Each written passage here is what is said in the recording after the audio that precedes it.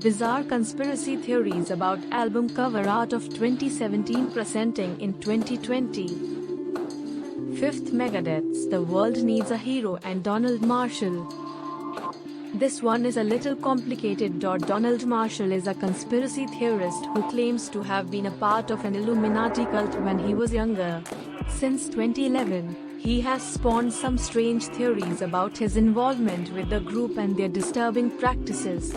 He's also gained a small following of believers across the internet as well as on his Twitter and Facebook pages. One of Marshall's claims is that he is actually the ghostwriter of many popular songs, including hit songs by Miley Cyrus, Heart, Metallica, Megadeth, Gotye, Beyoncé, and more. His proof: Marshall claims the upside-down man on the cover of Megadeth's 2001 album The World Needs a Hero is his clone, even posting a picture of a side-by-side comparison of his face and the album cover. Fourth, Kanye West's So Help Me God. When Kanye West revealed the cover art of his album So Help Me God, it immediately sparked conspiracy theories about hidden meanings, as much of Kanye's work seems to do. The album cover shows lowercase m's in a diamond shape. Some fans and theorists across the internet suggested that this was a 13th century symbol representing the Virgin Mary and signified a tribute to his mother. Others, however, alleged darker theories.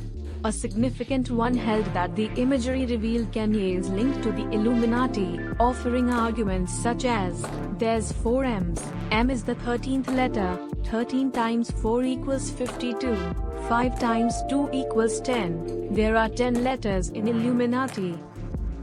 Third, the Eagles' Hotel California proves they worshipped the devil.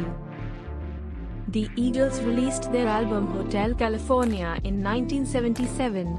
The eponymous hit song has sparked many bizarre theories over the years, primarily because its lyrics are incredibly strange and vague. One theory alleges that Hotel California is about Satanism and devil worship, which is supposedly revealed through the cover art of the album. The back cover shows the band posing amid a crowd in front of a building. Near the top, however, a scary, shadowy figure stands on the balcony, allegedly Satan.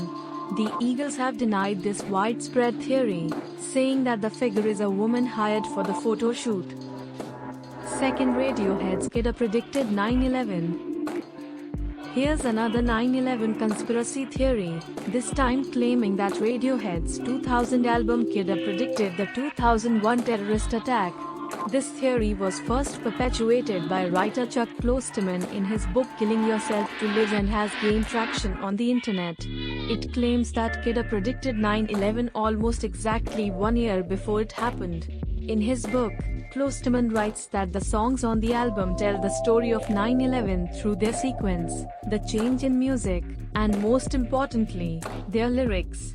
I Am Certain Kid Day is the official soundtrack for September 11, 2001, Klosterman writes.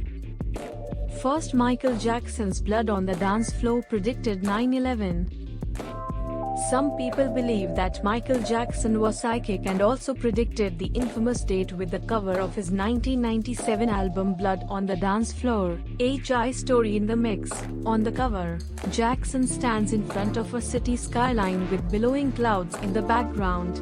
These are thought to be the clouds of dust resulting from the collapse of the Twin Towers. The position of MJ's hands are pointing at where a 9 and an 11 would be located on a clock face. Others claim his hands are at 8 and 10, making the time 8:50. The attacks began at 8:46 a.m. 10, and, of course, the all-red outfit and album title is supposed to symbolize the bloodshed of the almost 3,000 people killed in the attacks.